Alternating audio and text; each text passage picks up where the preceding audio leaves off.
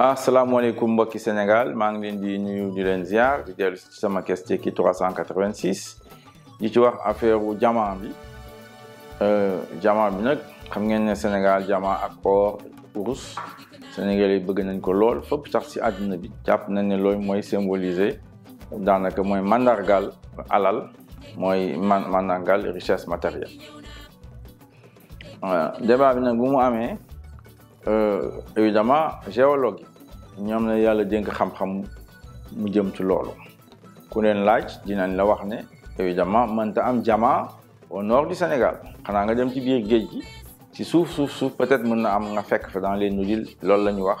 mën na am mais fii ci Sénégal lu jëm ci nord Sénégal mënta am diamant kuy wut diamant da ngay dem booru Tambacounda ak Kédougou loolu nag man jàpp naa ne effectivement képp ku yëngatu ci politique bëgg a yore Sénégal bëgg am ndomu tànk war nga góorgóorlu am connaissance yooyu rapport ITIE xam ngeen ne sax moom day génn chaque année dinañ ci wax yan société ñoom ñoo am permis d'exploration ak ñoo xam ne ñu ngi exploité donc maa ngi ñaax ñëpp ci nekk ci classe politique bi ñu di ko xool di ko saytu bokk na ci seen liggéey bu ma nekkee RGM donc ñun ñoo ko taxawal réseau parlementaire sur les ressources naturelles minières yóbbu woon naa député yi àndoon ak ñoom doon leen doon ñaax pour ñu góorgóorlu